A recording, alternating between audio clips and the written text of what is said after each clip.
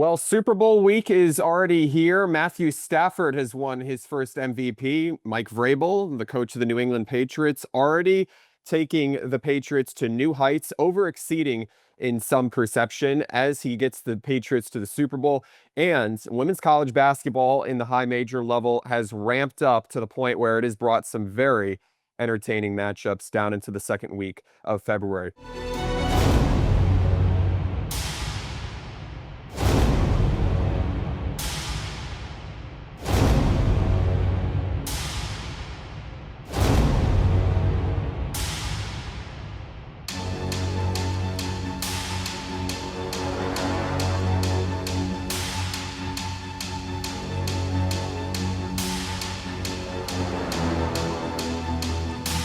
Believe that AFC and NFC championship games have passed, but the Super Bowl is here, and it only took 10 years for the rematch of the Patriots and the Seahawks in Super Bowl 60 out in Santa Clara to take place. Wyatt Kopelman with Owen Kosanovich on another episode of Broadway to Broadway. Owen, we haven't seen each other in a little while. How you doing, Mr. K? I'm doing good. I know it's been a while since we've had a show, but if you haven't checked out, Wyatt had some great conversations. As he mentioned, women's basketball. He sat down with Michigan State's, Louisville, and USC's women's broadcasters. So check that out. You can find those interviews on Twitter, and they will be up on YouTube as well here shortly. If you haven't seen them, it's a must check, listen, and check those out. But I'm doing good. Thank you for asking. It's definitely has been a while. Been busy the past few weeks, but we're into the stretch of college basketball already, which is crazy for men and women's conference play, and obviously the Super Bowl this weekend. But a lot of good action on the hardwood in college coming up here this weekend, and tonight, obviously, with UConn and St. John's. But I am doing good. It's nice to finally get back together again and do this. And how are you, my good sir? I'm doing well. By the way, you were supposed to immediately address me as Mr. K, Mr. K, Mr. K. And by the way, I mean, for what you'd said about us being busy, I mean, we talk about having not just one level of drama enough here on Broadway to Broadway, but two Broadways makes it two kinds of drama. So we are really excited to be back here, especially right in the wake of some really interesting AFC and NFC championship games. Of course, Drake Maye looks the way Drake Maye does against the Broncos and Vance Joseph's defense, and then on the other side, you have the Seattle Seahawks who went through two NFC West foes to get to this point. I'm really excited to see this one, but first, let's kind of back up for a moment, Owen, here. Matt Stafford wins his first MVP at age 37. All those years in Detroit, getting the Rams to the Super Bowl a few years back, and now all of a sudden he gets it hardly by an inch, I'd say, and not just in my perception, but by the way the first place votes showed.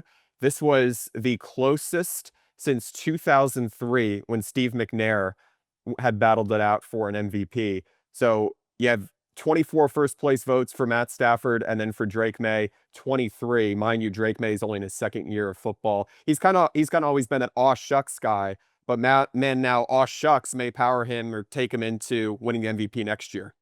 I'm sure we'll talk about the Super Bowl preview in a bit here for sure. I don't want to spoil anything there, but definitely I think Drake May definitely has a chance to continue to keep getting better. I'm fine with Matthew Stafford winning it in a close race for sure. I just think that you look at the season that Matthew Stafford had at his age, it kind of uh, throws back to when Aaron Rodgers won his third and fourth MVPs with his in his age with the Packers, what he was doing, albeit obviously one in the COVID season. But no, Matthew Stafford, I think is arguably one of the greatest quarterbacks to play this game, and he's always kind of flown under the radar in Detroit, not so much in LA. I mean, the no look passes and he's he's willing to take risks. We saw that in the playoffs, but he always seems to lead the comeback drive. So I'm happy for Matthew Stafford, and left little to be desired in his MVP speech, saying he will be back next season when he turns 38. So the Rams will have, hopefully the back doesn't act up in the offseason, but as long as Matthew Stafford is healthy and under center, you got Puka Nacua, Devontae Adams, Kyron Williams, and Blake Corum just to start when you look at that offense and a defense that's young and definitely really good. So they have as good as anybody to make another run at a chance to get back to the Super Bowl here. And mind you, Owen, playoffs or not, Stafford, he not only ended the season on a very healthy stretch, but he also was at his best when the moments demanded his excellence. He threw for 457 yards, 3 touchdowns, no turnovers without Devontae Adams in that Week 16 game in Seattle, which you and I coined, at least in our own respective of opinions, was the best and probably most playoff indicating or playoff worthy game of the regular season. I mean, Seattle, LA, we thought it might decide the division. Turns out Seattle got a little bit of help from the NFC South as well with how wonky that division was in order to finish with that number one seed in the NFC. And man, with Stafford and how he dominated, the offense was unlocked for him just to get him more under center. I thought down the stretch of those final few games the regular season, and of course the playoff success that he did had until they ran to the Seahawks. They deployed 3 tight ends simultaneously. He was unstoppable in the red zone. That no-look pass that you mentioned, 17 touchdowns to tight ends. I mean, when they get those tight ends involved, you mentioned all the wide receivers, that's a better team already. And I think Matthew Stafford may still have more room to grow in within this offense, considering how healthy he'd been. Oh, for sure. I think you look at this Rams offense for sure. Those tight ends. I mean, you got a 6'6" guy in Colby Parkinson.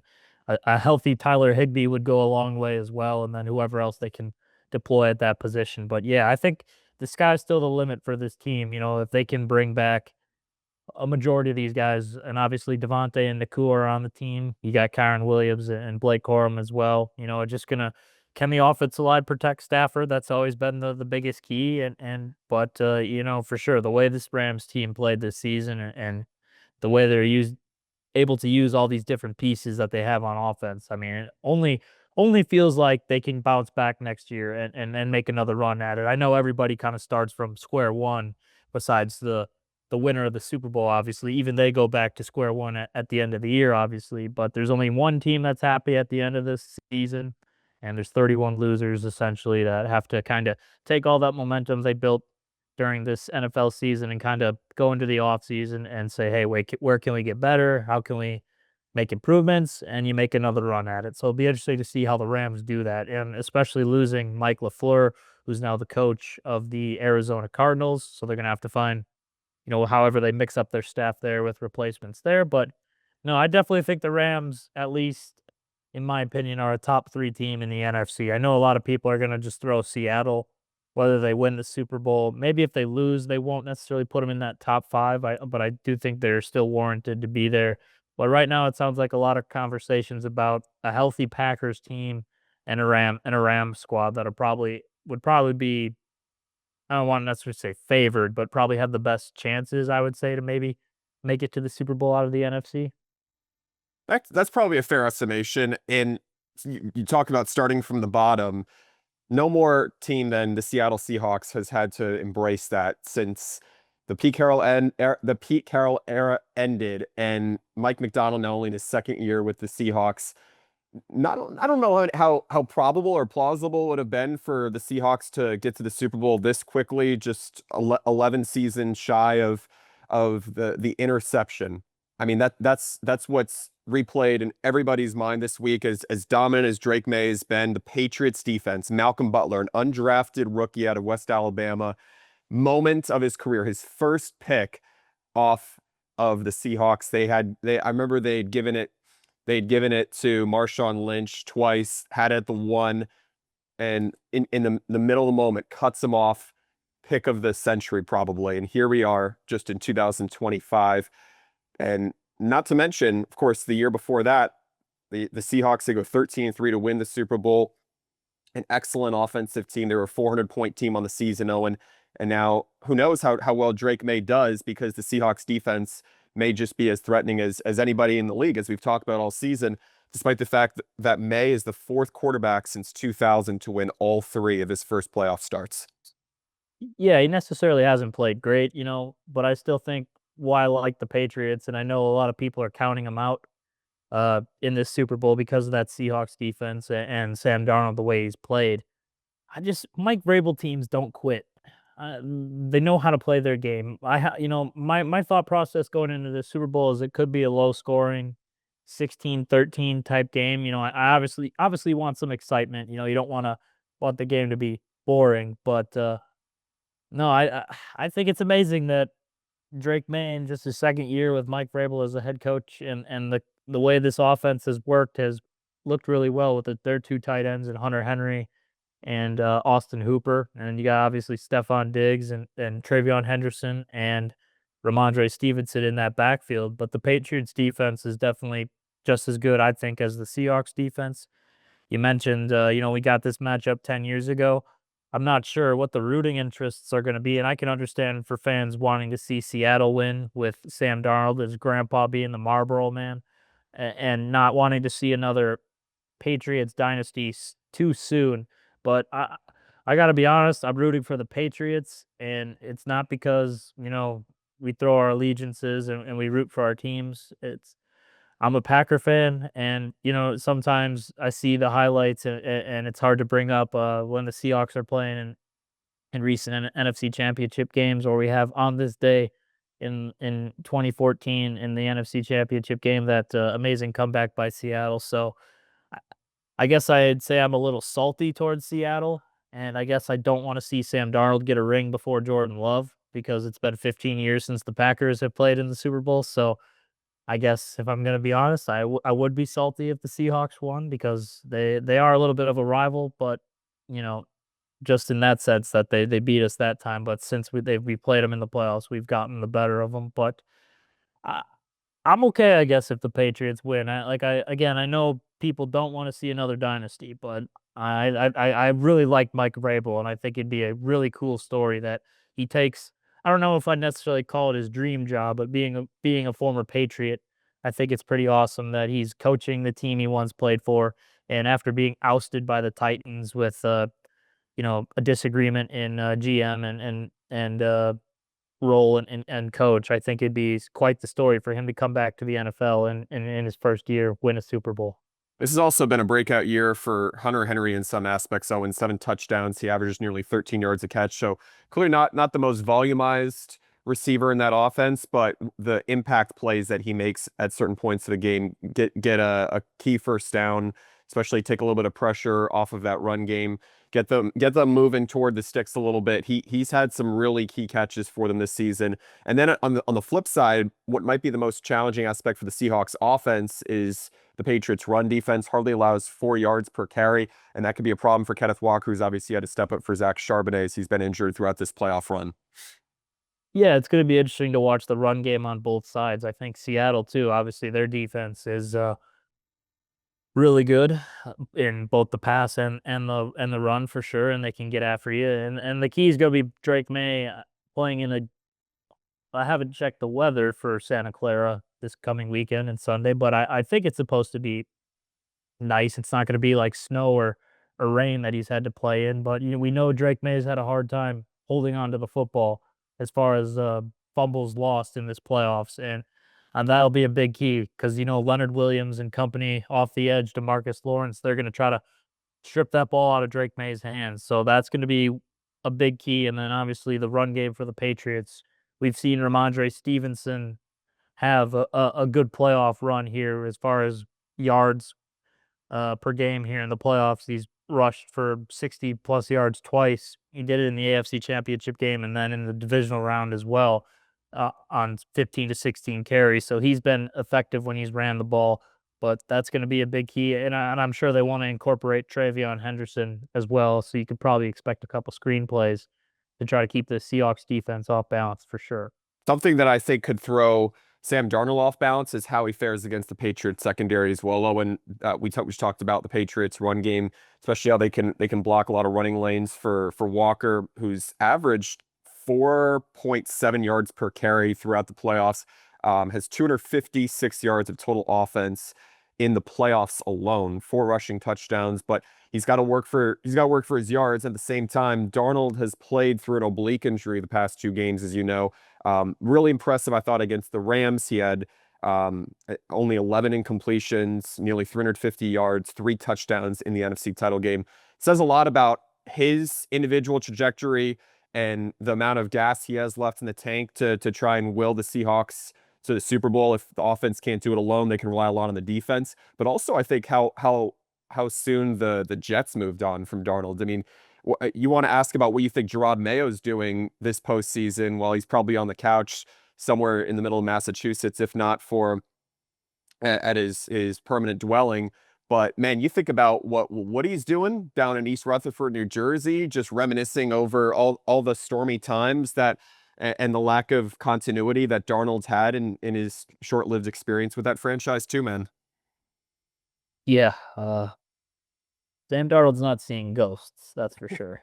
He's not out indefinitely due to mono.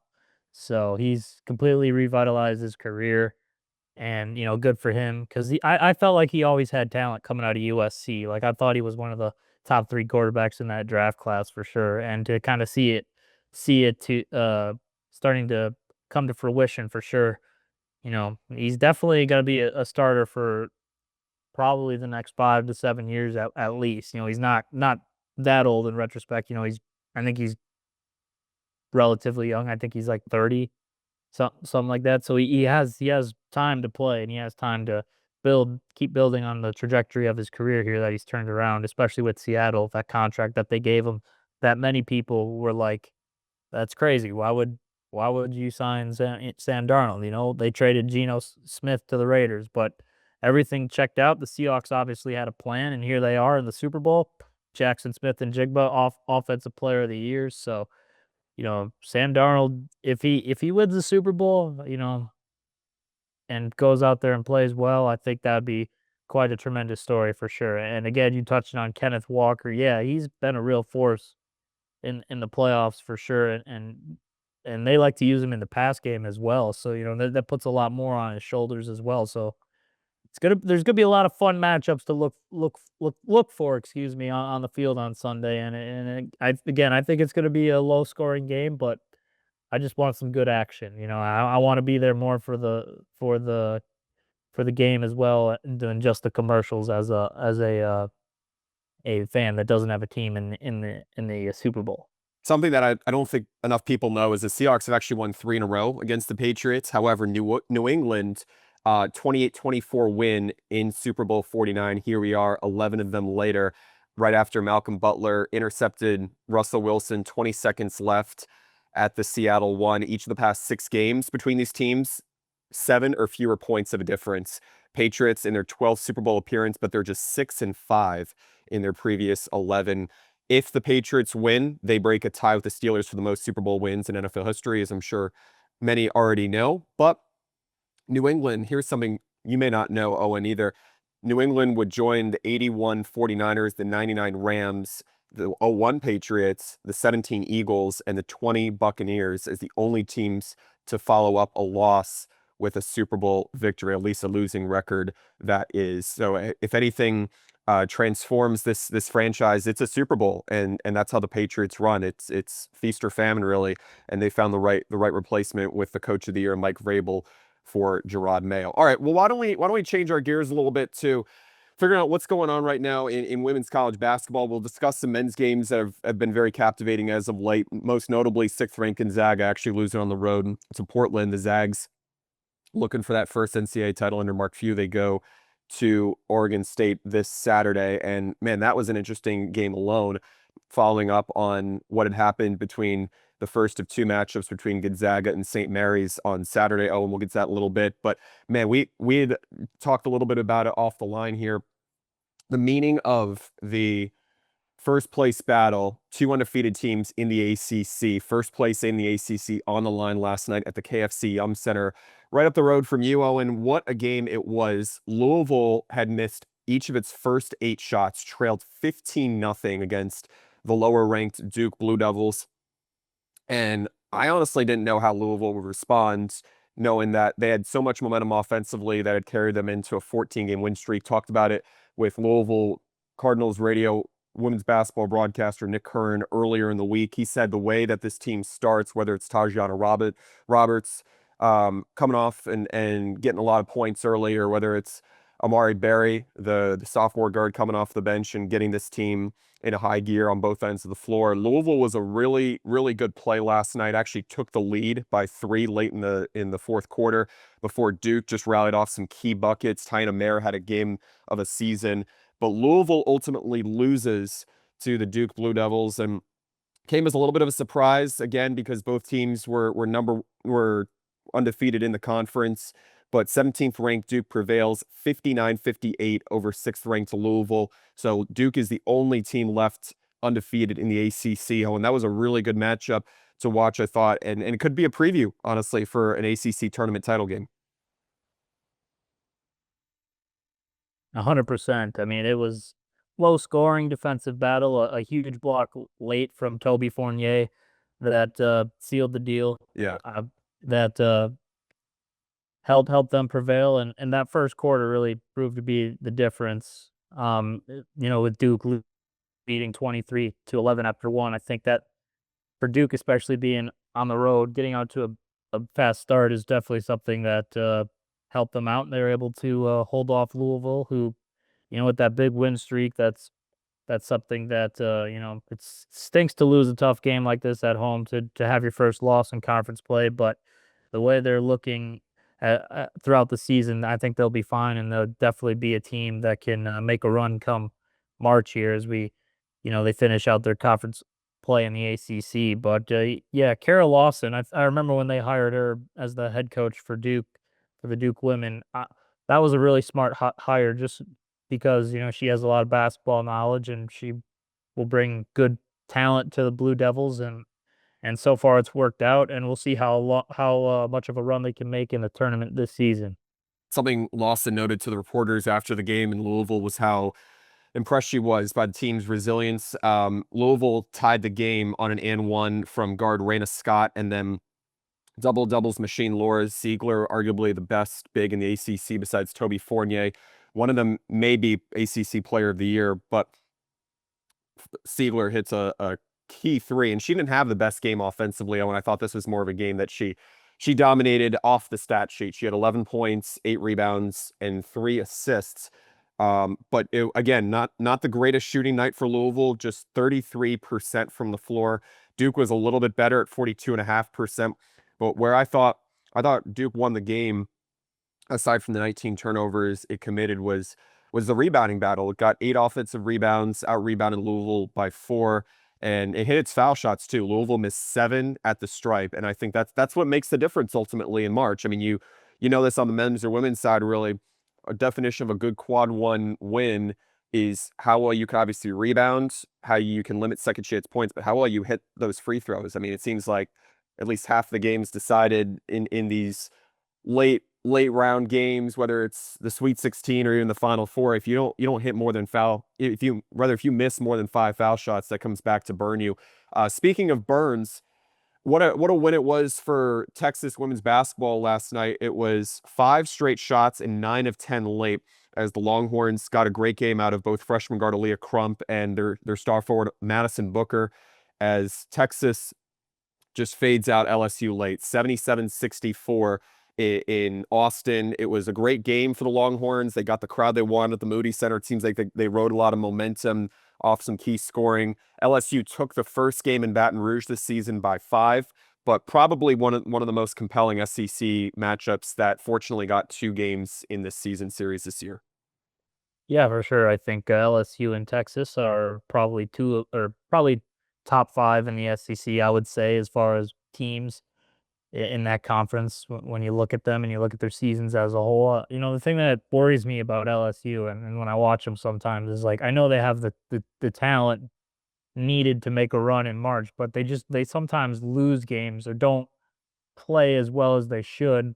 And Johnson's still on this team, and she's the star point guard, and really benefited as a younger player with obviously Angel Reese and some other veterans there. But it's kind of her team now, and I think she's obviously a fantastic player. I look at LSU and I think, shouldn't they be better? They're always ranked in the top 25. They're highly rated to start the season, but they're performing well in conference play. They're doing their thing, and Texas obviously is a stout defensive team, and they make things hard on you. But a split's probably the most realistic outcome when you play home series like this with 2 really talented teams. So it'll be interesting to see where Texas and LSU end up come March. I think one of these teams would probably be a top 4 seed, depending on how they finish out their conference run here. But and whether they can make a run in the postseason conference tournament and cut down the nets and win the SEC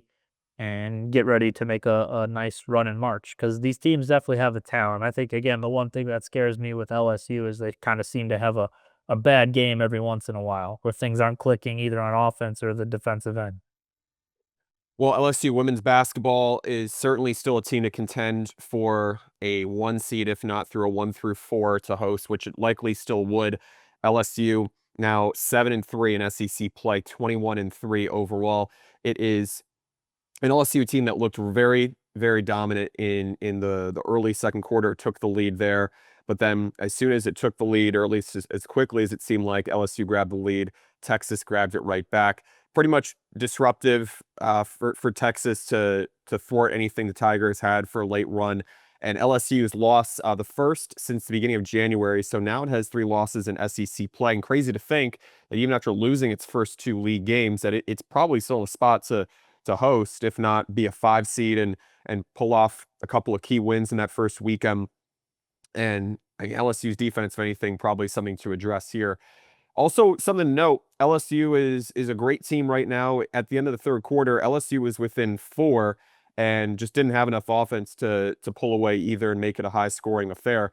A couple of men's games as well that I thought were really compelling earlier this week. What a win it was for Minnesota over 10th-ranked Michigan State at the Barn. I mean, these are the kinds of upsets you want to stave off if you're a team like Michigan State, looking to get back to that first Final Four since 2019. And of course, mentioned Gonzaga earlier, lost to Portland on the road, and not something that happens all too often. But knowing Mark Few's team, that they still have 6 conference games to go, including a rematch with St. Mary's on the last weekend of the season. It's going to be interesting last couple of weeks here for Gonzaga as well as Michigan State.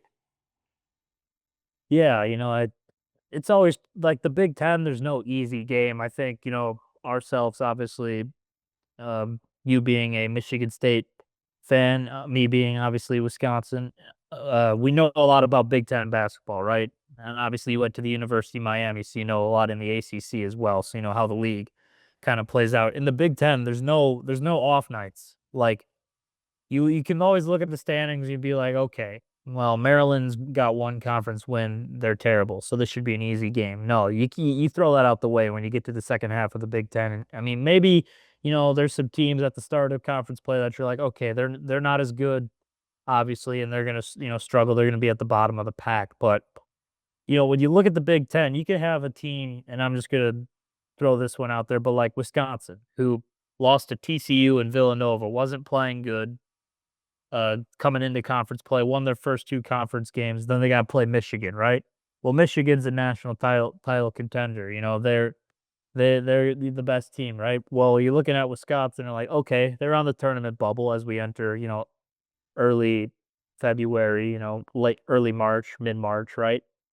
So to be the only team to beat Michigan, that just shows like there's no easy outcomes and anybody can beat anybody. But to focus on Michigan State, like I like this team a lot. The thing that scares me is I just don't know if they have enough offense. And they don't shoot the ball great from 3. And they can play great defense. And I love Jeremy Fears and I love his points and assists that he breaks per game. He's got to work on the chippiness out on the court and the flagrant foul that he picked up the other night, kicking a player in the groin. Tom Izzo spoke on that, but I think he's a great player. I think he'll get it figured out. Obviously, Michigan State and Michigan from the last week was a chippy game, and MSU made a brilliant comeback. But again, that's what worries me most about Michigan State is do they have enough offense? Because when they're making shots, they're been going number 1 and number 2 with Michigan respectively for best defense in the country. You can have a great defense, but you gotta have a top 25 offense if you want to make a run in March. And again, I still think they have what it takes to win 2 games. I think they could be a Sweet 16 team. Can they beat a team like Texas Tech or one of these top 12 teams that is going to be a 1 through 4 seed? And can they make an upset to make a deep run in March? And I love Tom Izzo. I just don't know if they have it this season. For Gonzaga too, losing that game, being a 20+ point favorite, always kind of seems like they lose one of those games, and they're able to rebound. But I mean, the conference that they're in with playing Washington State and Oregon State and just this West Coast, this new Pac-12 or West Coast conference. I remember hearing. I think they try to recreate the West Coast into like trying to bring back the Pac-12 or whatever. But they always seem to lose one of these games. The biggest key for Gonzaga is Graham Ike. Obviously, if he's he just came back. If he's healthy and able to provide, you know, rebounding and their guards. Gonzaga is a team too that I think can win 2 games and at least make it to the Sweet 16 because that's kind of what they've been. I know Mark Few's been so close and he's reached the national championship game, couldn't get it done against North Carolina, but I just Baylor? Baylor, and then they played North Carolina in when was that? Like 2017, I think. Right. I Yep. think they made it twice. Yeah, but yeah, that Baylor team was really good for sure too. Um, and again, I don't think they have what it takes to cut down the nets. I mean, obviously, we'll continue to talk about this, but my top 2 teams, and I'll even throw Michigan in there, but my favorites to cut down the nets right now is we're here on February 6th is Duke and Arizona. And I know Mm. that's and I know a team out west hasn't won it in a long time, and that's a scary stat, but they've been in the top 12 consistently. They're number 1. I don't think they have a weakness.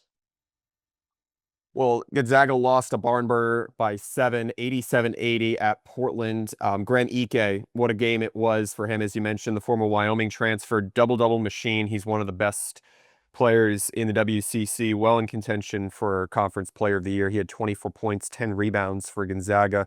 But Gonzaga ends its 15-game win streak. It's already had 29 straight 21 seasons. I mean, how many programs have undergone that level of success, maybe besides Michigan State? But one thing I think that maybe actually could propel the Zags to an Elite Eight or Final Four run, Owen, I'd say is the number of kill shots they have when they go on 10-0 scoring runs. That's the most in the country they have with 31. And Gonzaga, when it gets 20 or more, 9 runs of 15 or more this season in the scoring column, like that's the most in the nation. I mean, if anything, this loss probably wakes up Gonzaga a little bit. They've gotten some good production out of both their guard Mario St. Superi, the sharpshooter, and their freshman guard Davis Fogel over the last couple of games, especially Fogel's performance um, against St. Mary's. I really enjoyed watching that one as I board opted it for my job back on Saturday, filled in there. And that was a 4-point deficit for the Zags at halftime. A little bit of a rock fight there. It was only 34-30. I mean, you think Gonzaga is such a premium scoring team, as I just mentioned, but St. Mary's, it as well as it could shoot from the outside, it can make a stout defense or a stout, rather, 3-point offense a little bit more of a limitation. Also considering the fact that UConn is right where it needs to be right now in terms of the national picture, Owen. People look at UConn and think, man, they couldn't beat Florida. They didn't belong in the same court last year in the second weekend. But now you look at this UConn team, a 5-1 record in quad one games, 13-1 between quad one and two. As you mentioned, Duke, the Huskies are tied with the Blue Devils and Iowa State for the most quad one and quad two wins in America right now. A lot of that has been driven by the success of junior guard Solo Ball. He's one of their leading scorers, but they also have the junior guard Silas Demery, former Georgia transfer, and everything seems to have worked out really well for Dan Hurley. But knowing that anything can happen, they also have Alex Caravan who can step up, the redshirt senior forward who's won a couple of chips with UConn, and no reason to believe that UConn may not be in that Final Four offering right there. Oh, for sure. I think that's definitely, UConn had, I guess you could say, had a year off, and Dan Hurley was able to find the pieces and be able to create another good team. Yeah, talking about UConn and specifically this game tonight between them and St. John's at the Madison Square Garden, the Mecca, The a- world's most famous arena. as they say. So I'm excited to watch that one for sure. When I look at UConn, I feel like okay, they're the best team in the Big East, and I've watched them play. Obviously, they played, the loss to Florida, some other big games that they've played. I'm not going to hold that loss against Florida against them too much. I think Florida, after playing a very hard non-con schedule and what they just did to Alabama. Now, Alabama doesn't play defense, but it's always personal, it seems, and those two teams get together, hanging another 100 on Alabama this past weekend. But I just think that Florida now has potentially re-entered the chat from last year's national championship, saying, "Hey, hold on, we're still here." When I look at UConn, I think, okay, they have a chance to get back. I definitely think they are an Elite Eight team, and obviously, this is without no bracket and breaking it down, but just I definitely think they're one of the top teams for sure in the country. And why I think this game is so important is I'm actually saying if St. John's loses this game, or even if they lose close, I think it's still a big thing for them. But you just look at the Big East Conference as a whole. Villanova is probably the third best team in that conference. And don't get me wrong, they played well, but I don't know if they played as tough a schedule. So you look at the Big East and it's just really weak, right? Like you have Seton Hall, who's kind of up and down on the bubble. They're one of the next four teams out as far as Joe Lunardi, who has them. So Seton Hall's fighting to win every game they can, because if they lose in the Big East, I know Villanova just beat Seton Hall at home, but they're fighting for wins too. So I think this is like St. John's opportunity to get the big win that they need to, Yep. because they're going to be a 5 or 6 seed, I think, possibly maybe even lower, unless they're able to stack wins. But I do think St. John's would be a dangerous 5 seed. I'm just not impressed with how they played. I think they have a lot of talent, but again, St. John's is back. That's good for Rick Pitino. But I definitely think this game means more to St. John's than it does Connecticut, despite Connecticut losing last year in a tough battle in the Garden to them. The St. John's loss in early November to Alabama when LeBaron Filan Jr. went off. I don't know if I'd seen Alabama play as well as it did from that point, at least until it went into Mississippi State and won wire to wire in that one. Well, actually, it wasn't really wire to wire, but at least in the second half, it was a convincing performance for Alabama. And I texted our friend and fellow Husky, not Connecticut Husky, Nolan, how well Alabama had played in that game. I thought Alabama could very well be a 2 or 3 seed at that point, considering how the Crimson Tide also played against Tennessee. I think something that you're gonna look for, obviously, is how well they handle Auburn and Ole Miss on the road. But Alabama, I mean, it took down a couple of key opponents in Mississippi State on the road, Missouri at home. That was a big win for them. They held off Texas A&M. Of course, they look competitive against Tennessee, but they fell at home a couple of weeks ago. But just going back to what you had said about UConn, Owen, I mean, it's a 12-0 team versus a 10-1 team. They only have 6 combined losses on the season. This is a marquee matchup for what everyone would expect for it to be played in Madison Square Garden instead of at Carnesecca Arena or even up at Gamble Pavilion. Or even at People's Bank Arena in Hartford. Meanwhile, before we wrap up, have you seen how well the UConn women's basketball team has played? I mean, that may not even have a foot race compared to the men's team at UConn, which, as you said, may have a couple of teams within breathing room. But UConn women's basketball, the only real, or I don't know how you define real, but probably the most competitive opponent right now is Corey Close's UCLA Bruins. But that's it, probably. Yeah, again, I've paid a little bit of attention to the women's game, and my analysis is, you know, a very bare minimum, I guess you could say, when Aaron, discussing what some happened of to the these. Husky? I don't know, but I guess you could say the Husky minimum. I don't know. Shout out Harley Husky. I mean, he's a goat, but he's the Husky that matters. No offense to UConn, but no, I definitely I would agree with that. I think I watched a little bit of that Tennessee UConn game, and Tennessee was able to come back. I'm not sure how the score ended up, but I know it was at least competitive game. But I would assume Connecticut won if they played the way they can play. So, but I would say Connecticut, definitely UCLA. They're always a good team. Um, shoot, yeah. I mean, there's always a couple other teams that are really good, but I would say those are the top 2 teams for sure. Lots of thumbs up for the best contenders in women's college basketball right now. Tennessee made it look competitive in the first half. But for Owen Kosanovich, I'm Wyatt Kopelman saying so long. We'll be back on Tuesday, today Friday at this time of taping.